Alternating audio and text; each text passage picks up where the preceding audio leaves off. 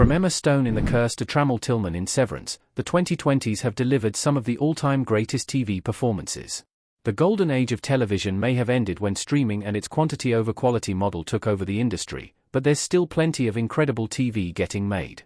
The 2020s have given us plenty of iconic new TV characters, from Roy Kent to Luthen Rail, and those iconic characters require great actors to bring them to life. So, here are the best TV performances of the decade so far. Brett Goldstein as Roy Kent. Ted Lasso. Brett Goldstein got to play all the funniest moments in Ted Lasso as Roy Kent, but he also had the unenviable task of marrying the grizzled gruffness of a hardened footballer like Roy Keane or Vinnie Jones with the sweet, wholesome tone of this series. And he pulled it off spectacularly. Roy is a grumbling badass, but he has a heart of gold. Christina Ricci as Misty Quigley. Yellow Jackets.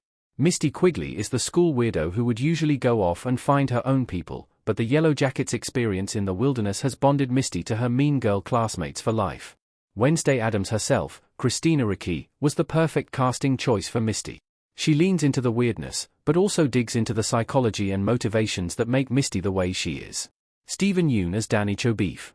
The ingenious high-concept premise of Beef takes a relatable everyday incident of road rage and keeps escalating it for an entire miniseries. The reason that premise works is that Stephen Yeun's Danny Cho is so believably frustrated and at the end of his rope that you genuinely buy that he would dedicate all his time and effort to this pointless feud. Seth Rogen as Matt Remick. The Studio. Seth Rogen is often criticized for supposedly always playing the same character. He even poked fun at this notion himself in This Is the End, but he gave a genuinely great performance, perhaps the best of his entire career, in The Studio. Matt Remick isn't just another rehash of Rogen's usual on-screen persona. He's petty, nebbish, and insecure, and there isn't a joint in sight. The Studio is a pitch-perfect satire of the modern Hollywood movie industry, but the show's real magic trick is making you empathize with Matt. A straightforward satire would get old fast, but The Studio makes you feel bad for Matt while you're laughing at him. Natasha Lyonne as Charlie Cale. Poker Face.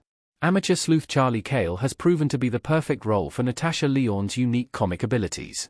She nails Columbo's razor-sharp wit and Kojak's biting one-liners, and she makes Charlie's inexplicable lie-detecting superpower surprisingly convincing, but she also brings a real vulnerability to the character whenever she opens herself up to new friends or her life is in danger. Emma Darcy as Rhaenyra Targaryen. House of the Dragon.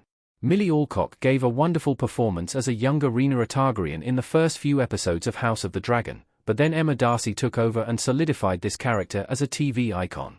Darcy's acting is subtle but powerful, best exemplified in the look of vengeful rage she gives as she declares war at the end of Season 1. Jazz Sinclair as Marie Moreau. Gen V. Marie Moreau is a bloodbender who discovered her unusual superpower when she got her first period and accidentally killed both of her parents. She's been carrying that baggage with her through the whole series, and Jazz Sinclair has captured that underlying trauma and her never-ending quest to make up for that mistake in every single episode of Gen V since. Kristen Milioti as Sophia Falcone. The Penguin. Colin Farrell did a terrific job in the title role in The Penguin. He turned Ounce Cobb from a one-note villain into a deeply damaged human being, but Kristen Milioti completely stole the show as Sophia Falcone. She was intriguing from the moment she stepped on screen as a cold-hearted killer and uneasy ally of OZ's, hell-bent on exacting revenge. But it went from a great performance to an all-timer when the show went back to explore Sophia's tragic backstory. As it turns out, Sophia wasn't incarcerated in Arkham Asylum because she's an unhinged maniac. She's an unhinged maniac because she was incarcerated in Arkham.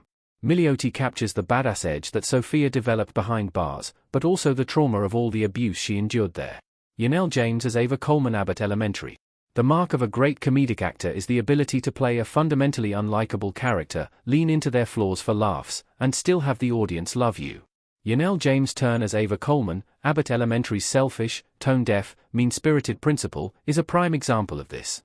She's a horrible person, but you can't not love her. Paul Mescal as Connell Waldron. Normal People. Paul Mescal and Daisy Edgar Jones both gave incredible, career-making performances as the central couple in Normal People, but Mescal got a chance to show off slightly more range. As Connell Waldron, he had to hide his true passions from his cool friends, he had to be fiercely protective of his loved ones, and he had to convey unimaginable grief after an untimely loss. Thread My Profile. Jean Smart as Deborah Vance. Hacks. It doesn't always land when an actor plays a stand-up comedian, but Jean Smart has gotten the attitude and confidence and cadence of a comic down pat in her turn as Deborah Vance. And since she's a world-class actor, she also captures the depth and nuance that make Deborah such a great character, her well-guarded vulnerability, her deep-seated loneliness, her laundry list of regrets. Ebon Moss-Bachrach as Richie Jeremovich the Bear.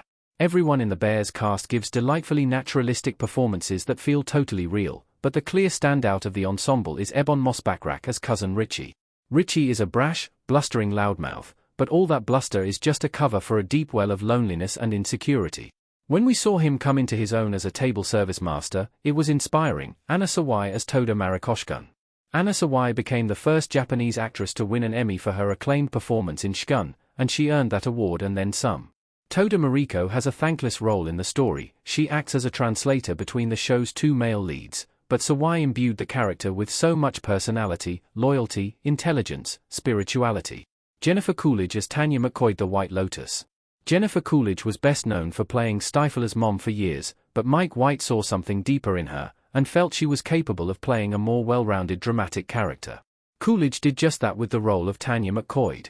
Tanya is unhinged, boisterous, volatile, and scatterbrained, but she's also deeply sympathetic. She's grieving, and just wants to be loved. Trammell Tillman as Seth Milchick Severance. Severance is full of fantastic performances, and a lot of the actors have to play two separate characters, an innie and an outie, but Trammell Tillman stands out from the rest with his turn as Seth Milchick. His portrayal of a cold, calculated sociopath who's got it all under control is genuinely chilling, but he also breaks it up with a few moments of true hilarity.